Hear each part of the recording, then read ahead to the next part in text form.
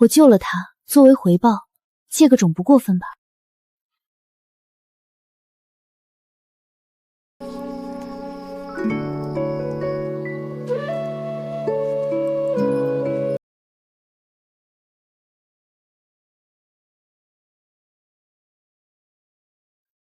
做完这一切，我带着肚子里的孩子连夜逃离了京城。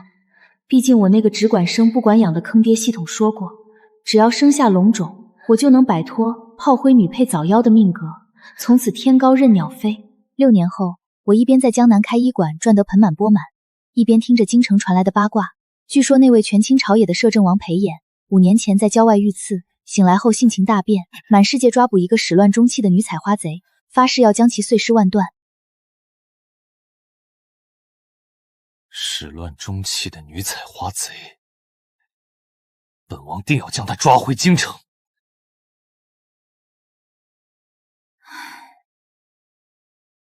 娘亲，这已经是你第18次叹气了，是不是今天的坐诊费没收够？岁岁，娘是在想，咱们该跑路了。为何？江南首富张员外明儿还要请您去给他那只鹦鹉看病呢，诊金500两，咱们走了谁赚？儿啊，为了这点钱丢了命不值当。京城有人要来抓咱们了。抓我们？是那个死鬼老爹的债主吗？这孩子打小就聪明的让人害怕。为了掩盖真相，我这几年一直告诉他，他爹是个身娇体弱的小乱，因为长得太好看被人抢去填墙，结果身子骨太差，新婚之夜就随风而去了。算是吧，反正是个很凶的债主。谁知怕什么来什么，就在我收拾细软准备连夜跑路时，那个早已断绝关系的便宜老爹京城永宁侯沈昌突然派了车马来到医馆门口，为首的老嬷嬷趾高气昂，鼻孔都要怼到天上去了。大小姐，侯爷有令接您回京享福，二小姐马上要嫁给太子做侧妃了，侯爷念您孤苦无依，特意恩准您回去送嫁，顺便给您指一门好亲事。享福指亲？根据系统提示，这沈昌是打算把我卖给死了老婆的60岁丞相做填房，好给二妹妹沈婉儿铺路呢。我不去。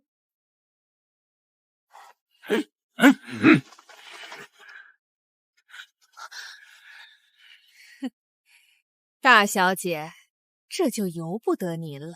敬酒不吃吃罚酒。来人，把大小姐和这个小野种带上车。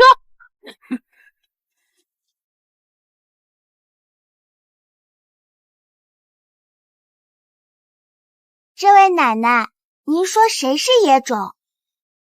自然是你这没爹教养的。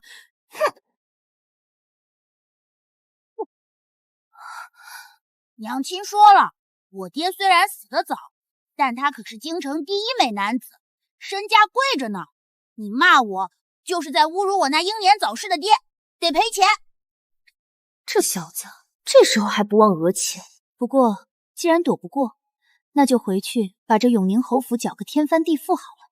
正好系统刚才发布了新任务，回归京城，揭露永宁侯府阴谋，奖励生命之10年，积分1万。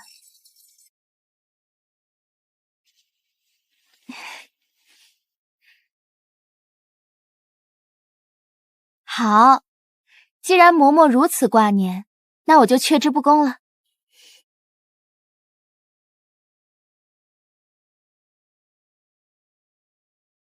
我算是见识了什么叫冤家路窄，马车行至驿站，因为大雨受阻，不得不停留1晚。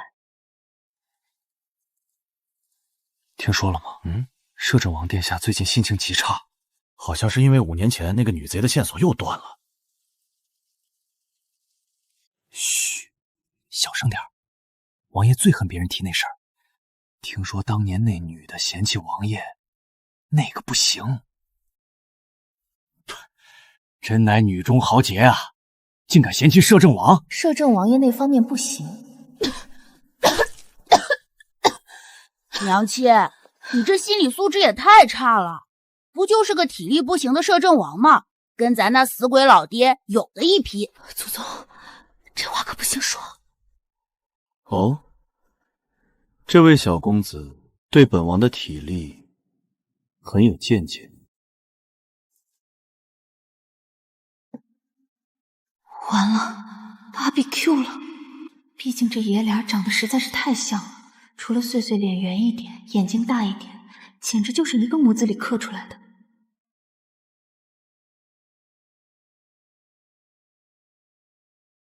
抬起头来。民妇参见王爷，民妇相貌丑陋，怕惊扰了王爷圣驾，还是不抬头了吧。丑陋？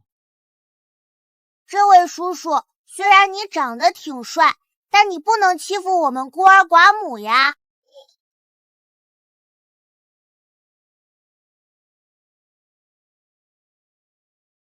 你爹是谁？我娘说了，我爹是京城最有名的呀。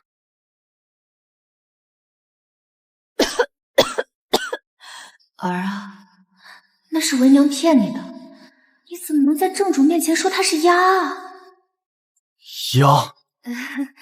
童言无忌，童言无忌，他爹其实是个体面人。体面人？本王倒要听听，是什么样的体面人，能生出跟本王如此相像的儿子？杀刺客！那刺客混进驿站了！保护王爷！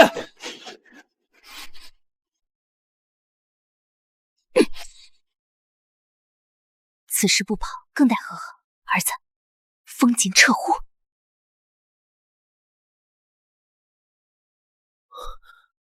那个女人呢？怎么不见了？封锁方圆10里，挖地3尺也要把那个女人给我找出来！趁乱混回车队后，我和沈碎碎有惊无险地进了京城。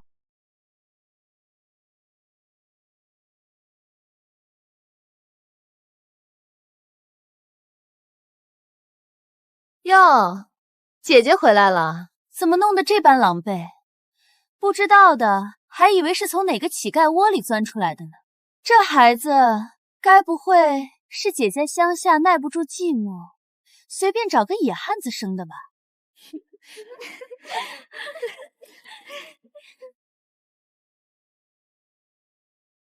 儿子，吃，这可是侯府的糕点，平时在乡下都吃不到这么精细的。放肆！沈罗，你还有没有规矩？一回来就这般没大没小，果然是有娘生没娘养的东西。母亲这话说的，我娘死得早，我这些年不是一直养在母亲您的膝下吗？你牙尖嘴利，来人，给我掌嘴，让他知道什么叫规矩。外祖父，救命啊！这几个老巫婆要杀人灭口了！是不是因为碎碎长得太像爹爹，触犯了外祖母的忌讳？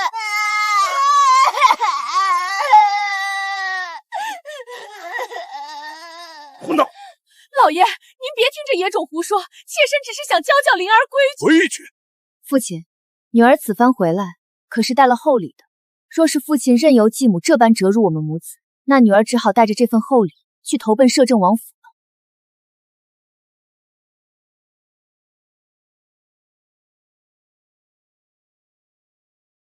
你跟摄政王府有什么关系？我故作神秘地笑了笑，从袖子里掏出一块玉佩，那是我当年从裴衍身上顺手牵羊摸来的。本来想当了换钱，结果当铺不敢收，只能一直留着。父亲，您说，若是我拿着这块玉佩去摄政王府，说是摄政王当年遗落在银间的沧海遗珠，能不能换个郡主当的？不可能！你这种贱人，怎么可能跟摄政王有关系？这玉佩一定是你偷的！是不是偷的，去验验不就知道了？慢着！不管这玉佩是怎么来的，只要在沈罗手里，那就是个烫手山芋，也是个惊天筹码。若真是摄政王的东西，那这孩子越看越觉得这眉眼像极了那位阎王爷。好，灵儿一路辛苦了，来人，快收拾最好的房间，给大小姐和小少爷住下。谁敢怠慢，家法伺候。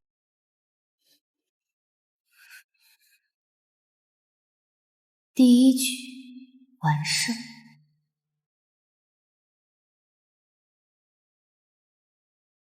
然而，我并没有高兴太久。当晚，我刚把碎碎哄睡着，正准备研究一下系统的新药方，房门突然被人无声无息地推开来，一阵熟悉的檀香味伴随着夜风灌了进来。沈大小姐，听说你手里有本王的贴身玉佩，还到处跟人说你儿子是本王的沧海遗珠。王爷，误会，都是误会。民妇只是……误会？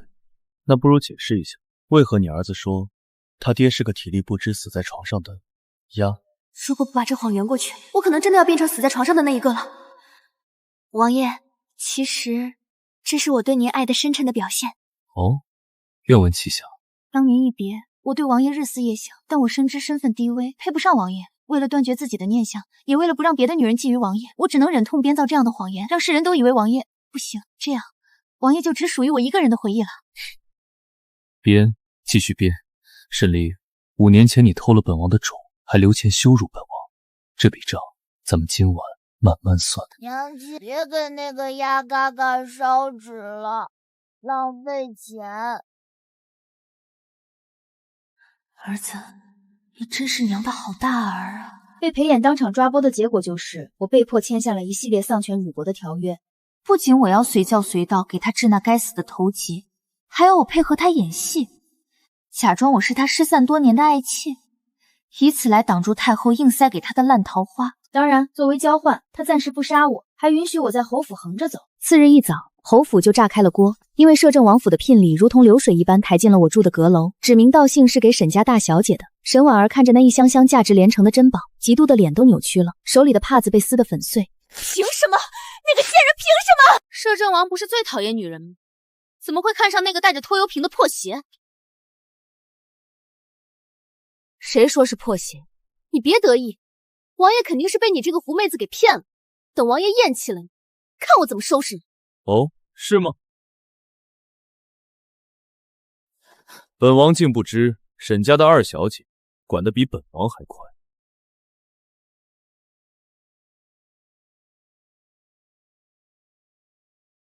本王的王妃，也是你能议论的。王妃，王爷恕罪，小女不懂事，冲撞了王妃。爱妃，府里乌烟瘴气的，住着不舒服，不如带上咱们的儿子回王府住。王爷说的是，只是妹妹好像不太欢迎我呢。不欢迎？既然沈2小姐这么喜欢嚼舌根，那就去城门口把女德抄写1万遍，抄不完不许吃饭。婉儿，我的婉儿！我心里那个爽啊，简直比赚了1万两银子还开心。但是我知道这只是个开始。裴衍这个老狐狸当众承认我的身份，不仅仅是为了给我撑腰，更是为了把我推到风口浪尖上，成为众矢之的。沈罗，别以为进了王府就能高枕无忧。太后那边一直想往我府里塞人。总之，你的任务就是把这些女人统统挡回去。王爷，得加钱。你想要多少？5万两，少1分都不敢。而且，不许干涉我开医馆赚钱。成交。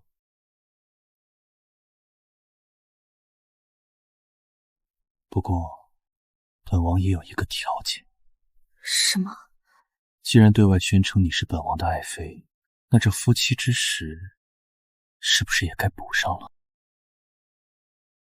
爹爹，娘亲，快出来看啊！宫里来圣旨了，说是要给爹爹赐婚。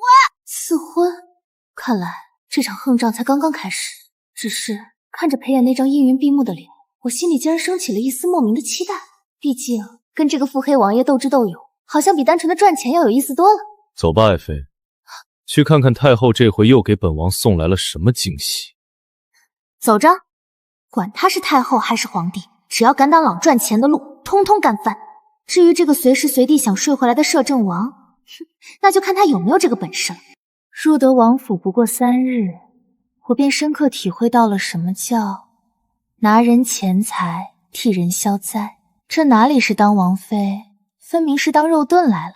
太后懿旨要在宫中举办赏花宴，特意点名摄政王携新晋王妃参加。这明摆着是一场鸿门宴，目的就是为了让京城的贵女们群起而攻之，让我这个村妇知难而退。出场费1000两，精神损失费500两。若是有肢体冲突，另加医药费。王爷，您笑什么？您就不怕我这村妇进了宫，给您丢人现脸？丢人？本王要的就是你丢人。你越是粗俗无礼，太后就越是放心，觉得本王品位低下，不足为惧。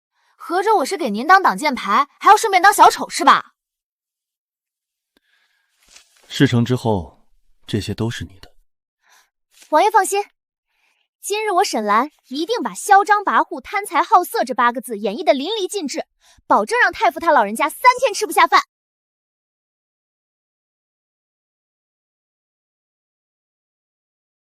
哟，这就是王爷带回来的那个姐姐，这身打扮倒是喜庆的很，跟乡下过年贴的年花娃娃似的。这位妹妹真是有眼光，这可是王爷特意花重金给我打造的，说是就喜欢我这富贵逼人的样子，不像有些妹妹穿得素净的跟奔丧似的，也不怕触了太后的眉头。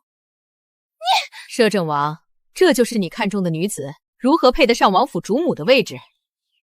太后娘娘，您这话就不对了。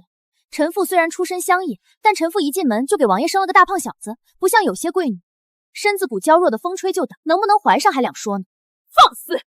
大庭广众之下，竟敢口出秽言！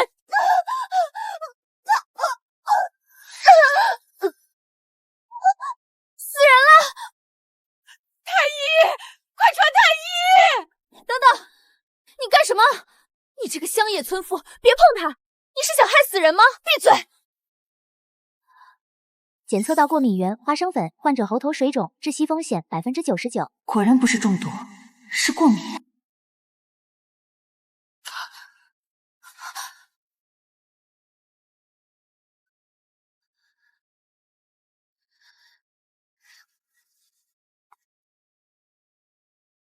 这就是你说的只会看个头疼脑热的赤脚大夫？那个，这都是我那死去的爹托梦教我的，说是祖传秘方。沈大小姐的爹不是永宁侯吗？何时成了会医术的神医了？完了，马甲好像要掉了。大胆沈氏，竟敢在宫中行凶！那才人明明是中毒，你给他吃的什么不明不白的东西？不是中毒，是花生过敏。才人应该是误食了混有花生粉的脏点。一派胡言！宫中御膳房怎会有这种疏忽？分明是你以此邀功，甚至是你下的毒。来人，把这个妖言惑众的毒妇拿下！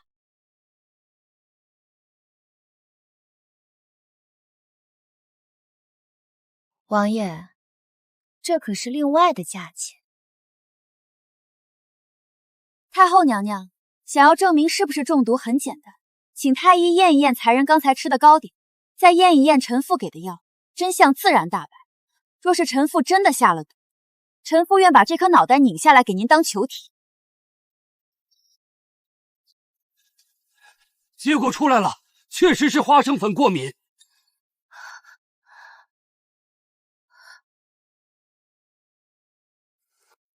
爱妃真是深藏不露啊！以为这一关算是过了，谁知刚上马车。说吧，你到底是谁？5年前那个只会下药的怂包，可没有这般精湛的医术和胆识。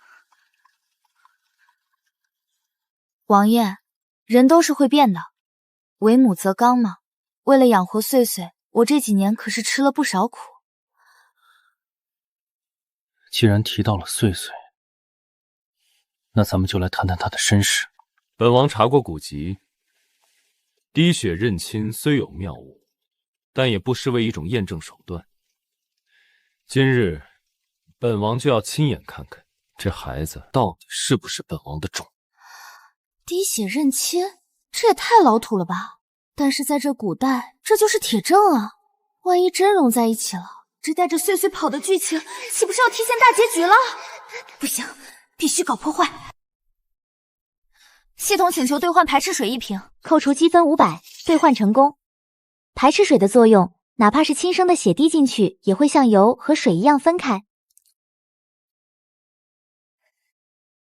王爷既然不信，那就验吧。只是验完之后，若是证明碎碎不是王爷的儿子，还请王爷放我们母子离开，不要再纠缠。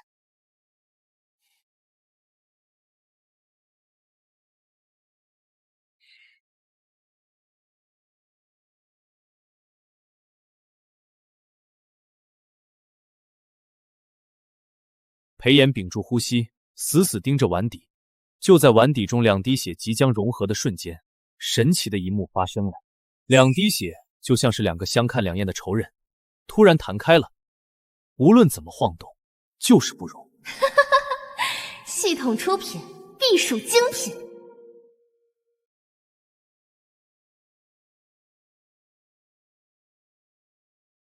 竟然真的不是。我看着裴衍这副深受打击的模样，我心里居然涌起一丝愧疚，是不是玩得太大了？就在这时，有刺客！小心！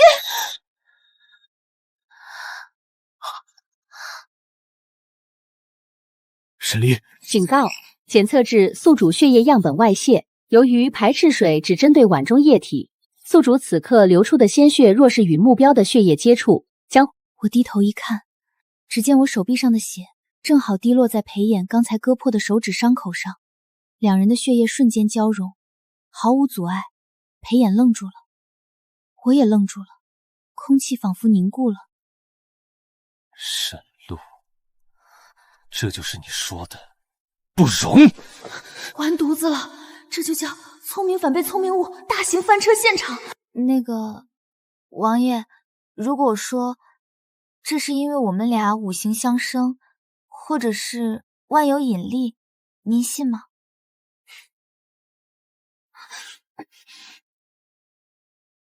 这一次，就算你逃到天涯海角，本王也要把你的锁在床上，困在我身边。那个爹爹娘亲，虽然打扰你们亲染不太好，但是能不能先把外面的刺客解决了？放心，有你爹在，这天下没人能欠咱们家的钱。完了，这次是真的跑不掉了。虽然内心小鹿乱撞，但我沈罗是谁？惜命如金的第一女法医。眼看外面的黑衣人像韭菜一样割了一茬又来一茬，裴衍虽然武功高强，但双拳难敌4手，更何况还要护着我们这辆马车。系统有没有什么能大范围攻击的便宜货？别太贵，最近积分有点紧。系统推荐万籁聚集养阳粉，售价100积分，效果方圆10米内接触者奇痒难忍，丧失战斗力。是否兑换？换！为了活命，拼了！看暗器！什么东西？痒，好痒！我的脸，我的手，受不了了！王爷，补刀啊！愣着干嘛？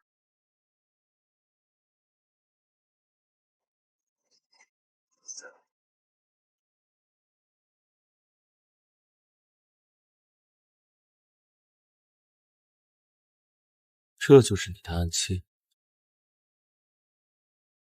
沈离，你身上到底还有多少本王不知道的秘密？行走江湖，总得有点保命的手段嘛。这叫祖传秘制防狼粉，专治各种不服。防狼？那你5年前对本王用的也是这防狼粉？那是补药，真的是补药。补药？那好，今晚本王就让你看看，这补药的药效究竟还在不在。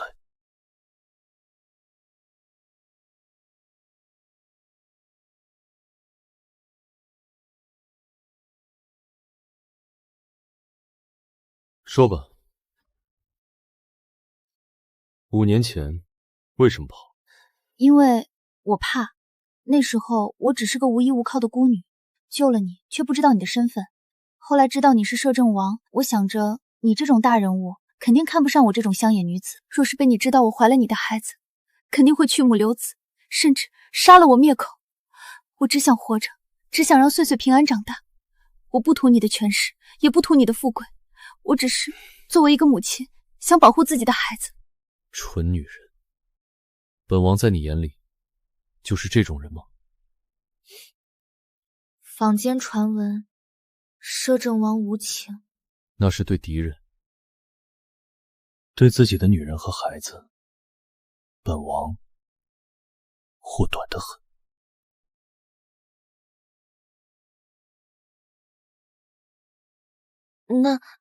那个这件事就……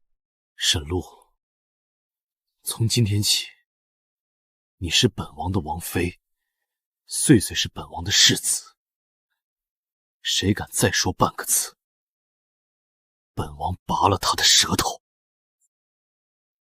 那个爹爹，既然你承认我是你儿子了，那这5年的抚养费，咱们是不是该结一下？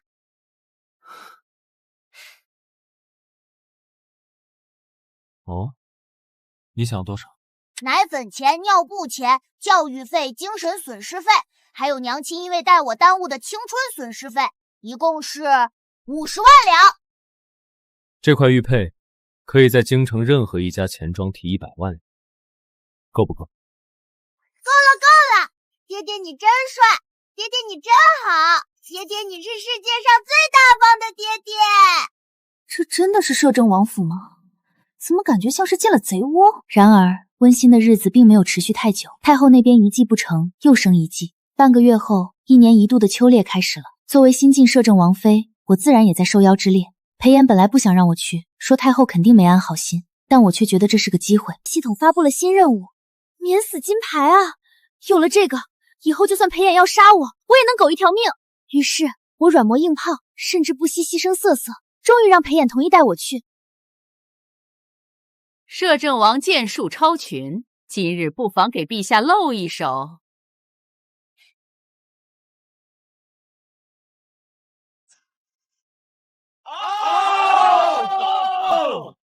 哀家听说王妃也出身乡野，想必对骑射也不陌生吧？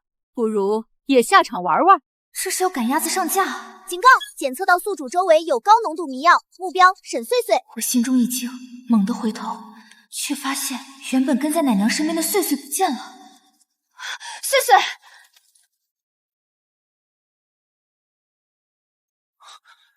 该死，怎么回事？穗穗不见了，有人抓走了穗穗。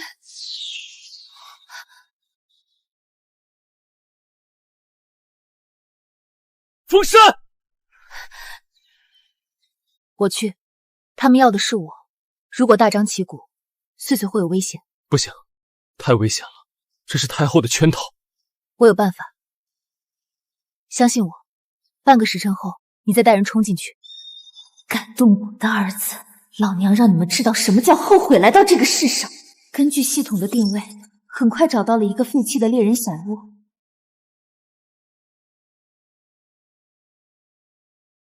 这小崽子长得真嫩，可惜了，太后有令，必须死。别废话了，赶紧动手，免得夜长梦多。系统，给我兑换无敌电击棒，扣除积分2000，兑换成功。要把功率调到最大，能把大象电晕的那种。动我儿子，问过老娘手里的罐子了吗？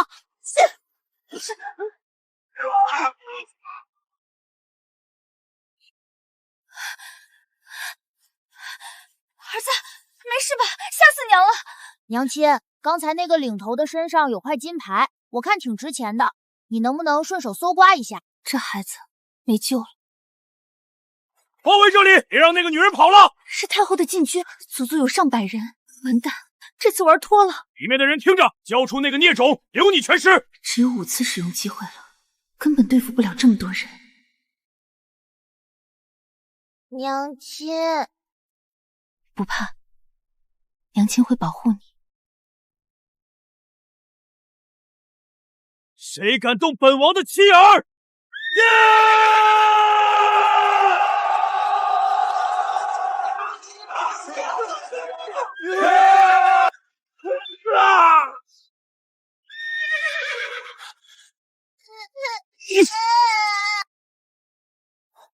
李儿，碎碎，你怎么才来啊？对不起，我来晚了。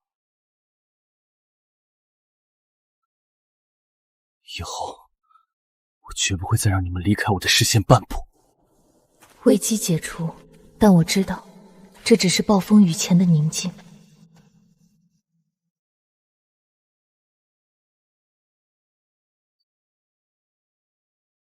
那是太后的私印。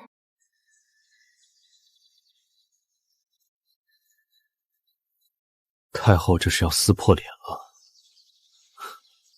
既然她不仁，就别怪本王不义。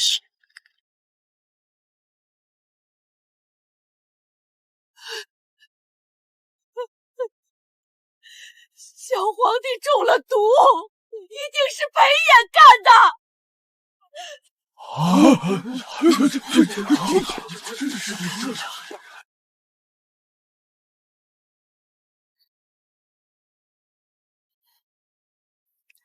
系统提示：毒素为见血从喉，来源：此时皇帝正佩戴的香囊。太后真是好手段，为了扳倒裴隐，连亲生儿子都下得去手。太后娘娘，您说王爷下毒，可有证据？这还要什么证据？这里只有裴炎有异心。我有证据证明，毒是太后您下的。你胡说！这香囊里藏有剧毒，只要接触皮肤就会中毒。而这香囊是太后您亲手给陛下戴上的。一派胡言！来人，把这个疯婆子拖下去！慢着，本王看谁敢动！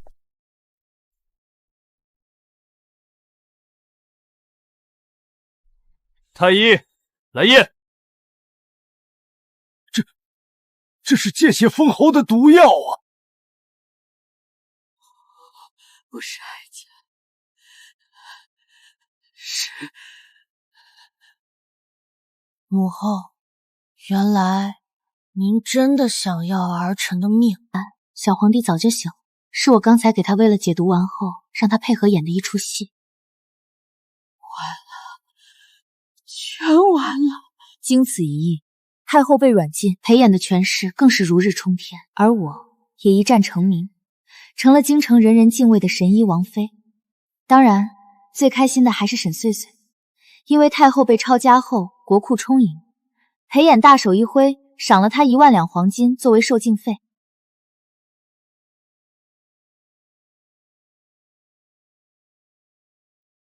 爱妃，签署完了吗？没呢，别闹。那能不能先办正事？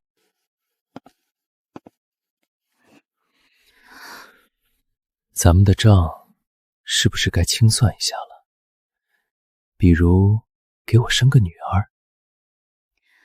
罢了，一边在心里把裴衍骂了100遍，一边颤颤巍巍地给沈碎碎数钱。娘亲，你这工伤算得有点重啊！爹爹也真是的，不懂得细水长流吗？把你累坏了，谁给我赚以后娶媳妇儿的钱？不好了，宫里来人了，说是北漠国的使臣到了，指名道姓要见摄政王妃。北漠国，那个传说中民风彪悍、盛产牛羊和野蛮人的地方。新任务发布，宿敌登场，击败北漠刁蛮公主拓跋陵，维护大国尊严，奖励起死回生丹1颗，积分5000。失败惩罚变成秃头。我操！这系统真是一天不坑我就浑身难受。为了我的头发，这硬仗必须打。早就听说摄政王娶了个乡下丫头，今日一见，怎么还没来？是怕他躲在被窝里哭吗？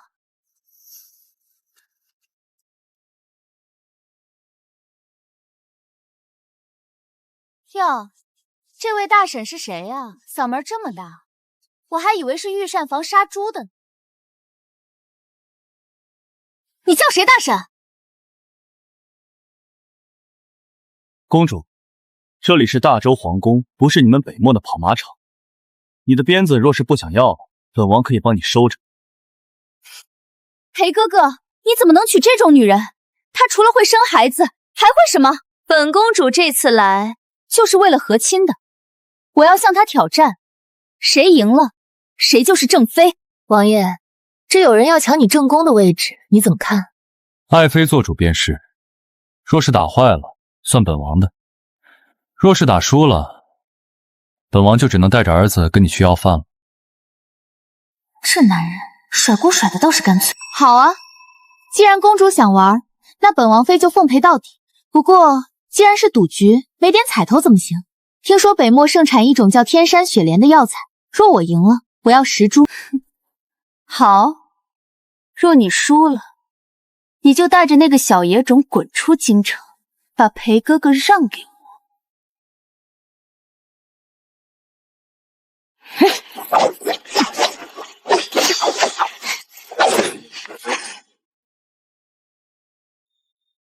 受死吧！这是我刚才花了1000积分兑换的加强版，拓跋灵的长鞭是导电的金属丝编织的。于是全场观众有幸目睹了北漠公主在大周御花园跳起了一支极其前卫的霹雳舞。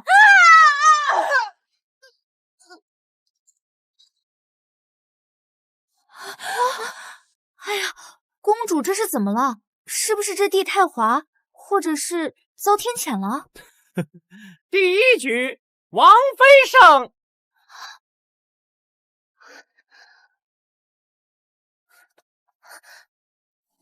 我不服，你使诈，那是妖术，我们要比医术。我这次可是带了北漠第一毒师来的。第2局比毒，规则很简单，各自服下对方调制的毒药，然后自行解毒，谁先解开谁赢。这简直是在玩命。爱妃，别玩太大了。放心。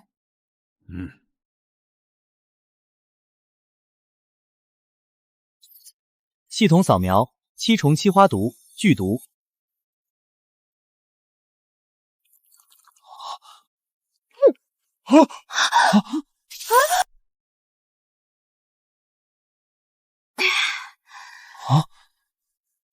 唉，就这。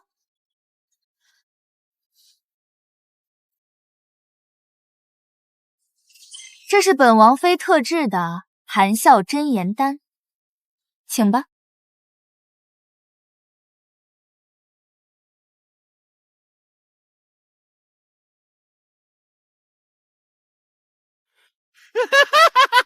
拓跋灵公主73岁还在尿床，她暗恋大周摄政王5年了，她还偷偷画了他裸体画像，藏在枕头底下。北漠王其实是个妻管严，私房钱都藏在鞋底儿里。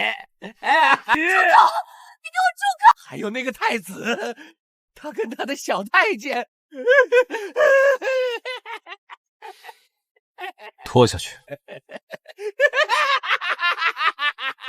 怎么样，公主，还比吗？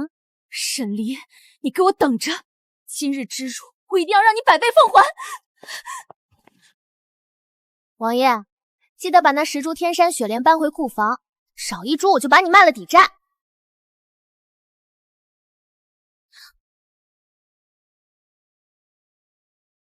遵命，我的汉妃。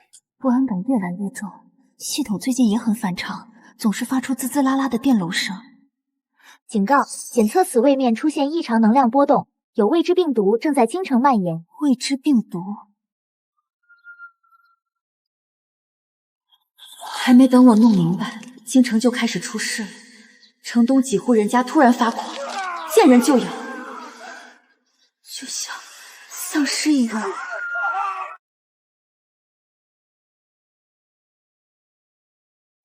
怪病迅速蔓延，人心惶惶。所有人都说这是天罚，是因为摄政王杀戒太重。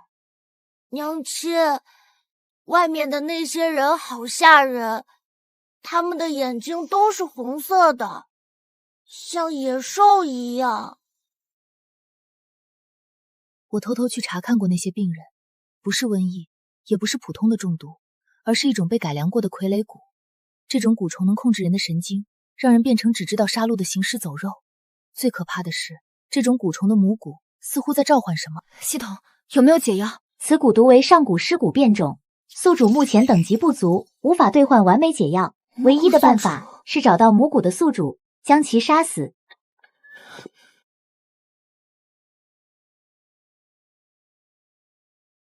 怎么受伤了？没事，小伤。丽儿，带上穗穗，马上离开京城。那你呢？我不能走，我是摄政王，这满城百姓还有皇上都需要我，这京城怕是守不住了。是不是拓跋陵？还是太后？是太后和北漠勾结。拓跋陵带来的不仅仅是使团，还有这种蛊毒。他们想把京城变成一座死城，然后趁机挥兵南下。混蛋！所以你想让我当逃兵？裴炎，你是不是忘了我是个大夫，这里这么多病人，我怎么能走？别废话，要死一起死，要活一起活，而且敢动我的地盘，老娘让他们有来无回。为了引出幕后黑手，裴衍决定将计就计。摄政王真是好兴致，这满城灯火，不知明日还能剩下多少。只要本王在，这就不会熄。裴衍，你太自负了！动手！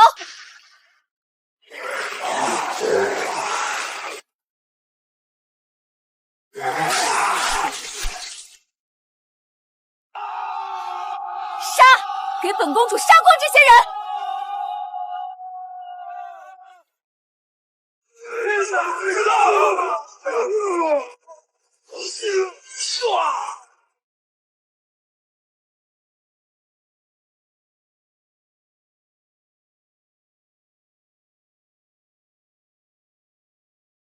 系统，把我要的所有东西都兑换出来。这是我原本打算用来给穗穗买个大宅子养老的，现在全砸了。确认兑换：高频声波干扰器、纳米级解毒喷雾、诸葛连弩改良版，共计积分49900。换！我也顾不上肉疼。穗穗，那个红色的按钮看到了吗？待会儿娘亲让你摁，你就死命按。娘亲放心，按坏了要赔钱吗？不用赔，那是咱家的。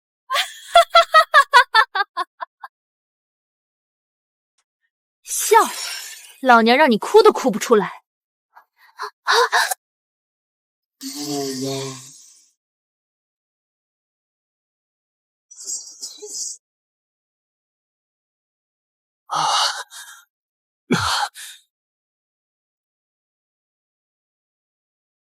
王爷，没想到吧？裴炎早就中了我的子母连心蛊，这母蛊就在哀家体内，只要哀家吹哨，他就是哀家的一条狗。裴炎，给我杀了那个贱人！杀了他！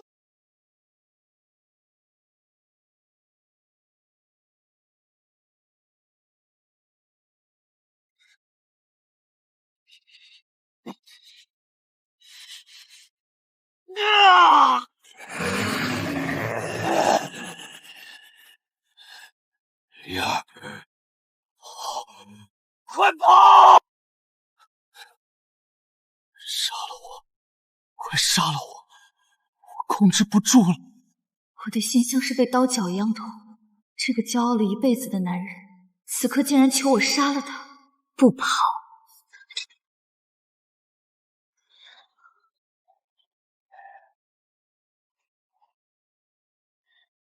神龙娘亲，快救裴衍爹爹！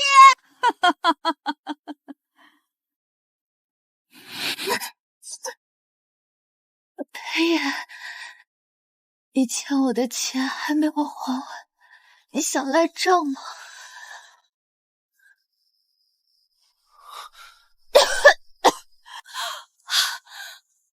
系统，有没有办法把母蛊转移出来？系统有，可以将母骨从宿神体内引出，但需要一个新的宿主，而且新宿主将承受万亿心之痛，且寿命减半，售价仅剩的100积分。换！寿命减半又如何？只要能救他，这笔生意值。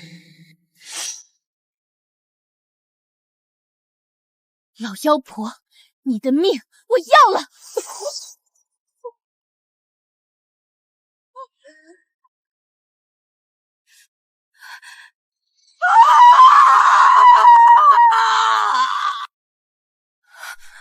山林！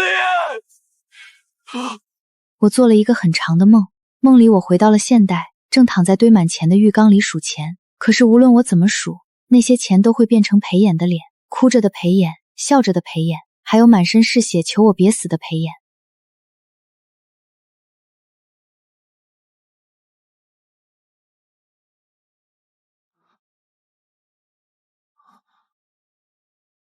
醒了。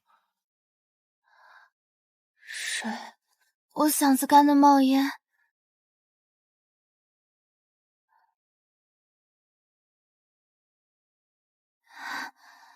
系统显示，虽然寿命减半了，但因为完成了击败宿敌的任务，奖励了一颗起死回生丹，正好抵消了大部分副作用。也就是说，老娘又活过来了。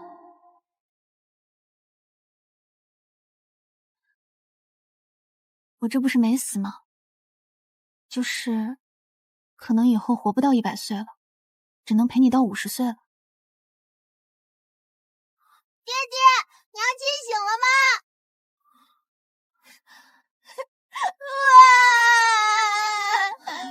娘亲，你吓死宝宝了！我醒来后才知道，那晚之后发生了惊天动地的大事。裴衍恢复神智后彻底暴走，他一人一剑杀穿了北漠大军的阵营，直接斩了北漠主帅的脑袋挂在城墙上，剩下的北漠士兵被连弩和声波武器吓螃蟹溃败。拓跋陵被生擒，裴衍没有杀他，而是把他扔进了乞丐堆里，让他尝尝被践踏的滋味。至于太后一党，全部株连九族。小皇帝经过这次变故，一夜之间长大了。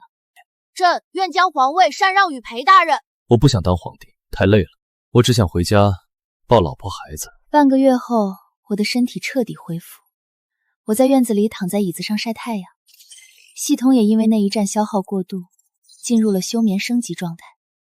不过没关系，反正我已经在这个世界站稳了脚跟，盘算着怎么把那10株天山雪莲卖个好价钱，被众人疯抢。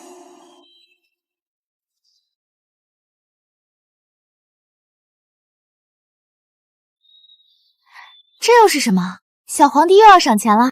不是赏钱，是赐婚。赐婚？给谁？给我。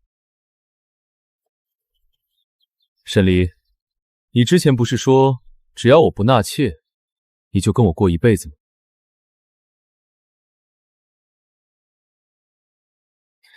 现在我把我的身家性命还有这颗心都交给你，你愿意收下吗？那个，既然你这么有诚意，那我就勉为其难收下吧。不过说好了，以后家里的钱归我管。好，钱归你，我归你，命也归你。沈碎碎，你给我站住！你竟然敢把你妹妹卖给隔壁的小胖墩当媳妇儿，我看你是皮痒了！娘亲，冤枉啊！那是小胖墩自己说要拿10座金山来换妹妹的。再说了，妹妹那么能吃，咱们家都要被吃穷了。你还敢说？自从生了2胎女儿之后，沈碎碎这个财迷属性更是变本加厉。娘亲，爸爸，慢点跑，别摔着。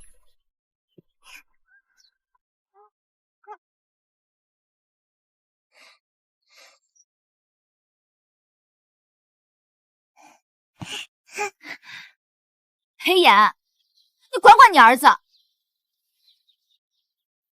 好了，别气了。碎碎那是有商业头脑，随你。随我？我什么时候卖过儿女？来，慢点跑，慢点跑。当初是谁把那2两银子塞给的？这黑历史，怕是这辈子都过不去。虽然系统休眠了，虽然回不去现代了，但在这里就是我想要的绝世宠妃的幸福生活啊！